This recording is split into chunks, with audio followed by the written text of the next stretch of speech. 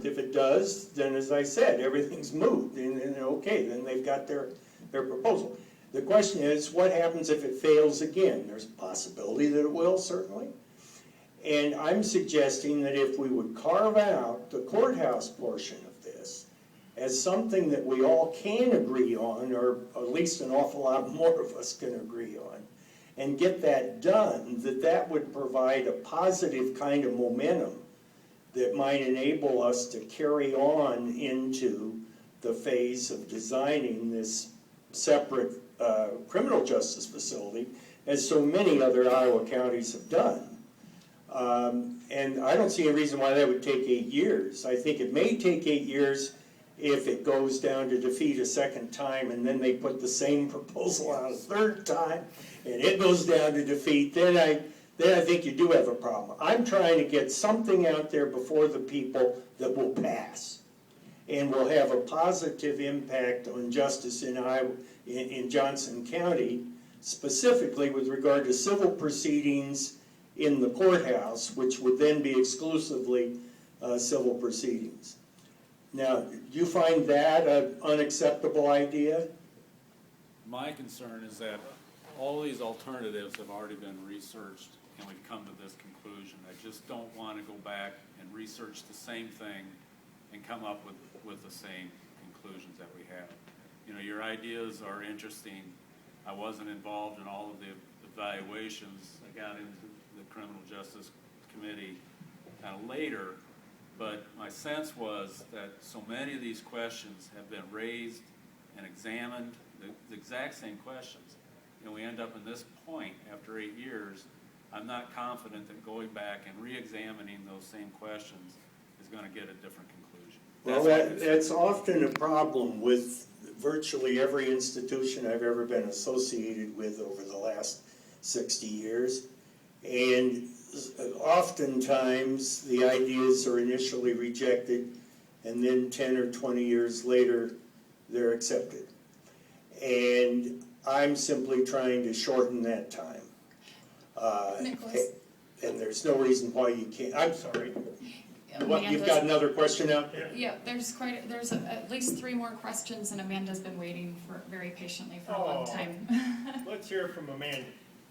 Hi, now that most everybody's left, I'm wondering what it costs per night to house somebody in the Johnson, and this is first part of my question. Do you guys have that number? Is it like around $90, $80, something like that? In the Johnson In County Johnson County, Jail, yeah. I believe Neff figured that to be, 78? the figure that's been used by the county is 71. Okay. I think Neff said 72, and 72 was an average, I believe. Okay. The cost to house in Muscatine, they charge $40 per bed per day. Obviously, Okay, so in the interest of time, it's like $70 per night to house somebody. What I'm wondering is if we went to like a pre-trial release monitoring system where we had ankle bracelet type things, and or a day check-in system, and we didn't charge a person for that. They've not been convicted of a crime, and I don't know that they'd need to pay for that. If we're housing somebody at $70 a night, and as a snapshot, I think Neff's done so many statistics online, and I haven't looked at them real recently, but I did look at one point, and it was like 60% of the people in the jail were pre-trial, so they've not been convicted of anything. Another around 20% were probation or parole violations, so they were also being waiting to be sentenced to a new, with their new charge. And so about 20 or a little over had been actually sentenced, or the number of people that's convicted of a crime that sit in the Johnson County Jail, which means they've got a year or less sentence mostly, is why they hang out in jail and not prison, I think, is my understanding. So if those 60% went to a day check-in, pretrial monitoring type thing, does anybody have any figures on like how much per day that would cost to run such an operation? Because I know we'd have increased personnel costs as far as that goes, but probably decreased if we had more than half of our, and granted, probably not everybody would qualify for that, but I mean, a fair number would, and I guess my context for that is thinking about that we don't always keep people in jail pre-trial because they're unsafe. I think mostly has to do with whether or not you have money to bail yourself out.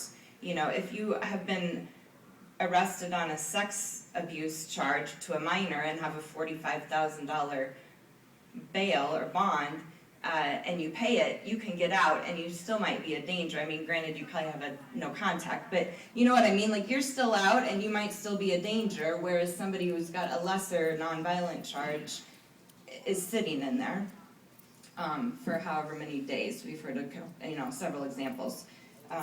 So I'm wondering if like that would be cheaper, and if we could do that and have effectiveness with getting rid of, 40% of the people in there maybe, at least. Yeah, it depends on the standards of the people who have to come to agreement on the terms. But yeah, you're right, it is cheaper to get people out. It depends, the cost actually depends a lot. The proposal that I keep talking about, the intensive pretrial supervision program, was the absolute most expensive, most intense form of supervision. Basically, they'd be relentlessly supervised, and we're talking about higher risk inmates. There is a class of inmates that should not be released under any circumstances. There's always going to be those people. I don't think that's a majority of them. And most people aren't going to require that intensive level of supervision. Therefore, it's cheaper. The actual cost of electronic monitoring, GPS or what have you, is $10 per day. Yeah, it's obviously there's no reason that a lot of those people need to be in there. It's just for lack of viable alternative. You could work and keep your job. Yeah, well, they charge them to keep their job, yeah. And then the work release people actually have to return to jail at night. They are spending $20 per day for the privilege of getting out for 8 hours a day. I don't see the point in that. I don't know. I was thinking of not staying in jail at all overnight, is what I was talking about. Right, yeah, there's, virtually none of those. And like I said before, DCS is stretched beyond capacity because they've had cuts from the state like crazy too. Actually, there are at least a couple of other counties that in Iowa that are doing what I'm talking about. Polk County and another one, and it's saved massive amounts of money. And has there been any negative fallout? Well, you have to realize that the failure rate is about 25%. They're gonna, I don't know, that statistically about 25% they're gonna do something that makes their supervisor mad, and he's gonna send them back to jail. That obviously that's kind of an arbitrary thing.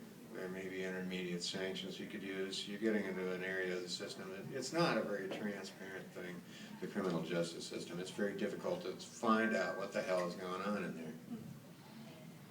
there. Thank you. I'm kind of close to the speaker, so I'll try to keep this from squealing. But Jeff, you commented that if there had been a proposal for a jail maybe with 150 beds and not pods to expand to 500 by next year or whatever,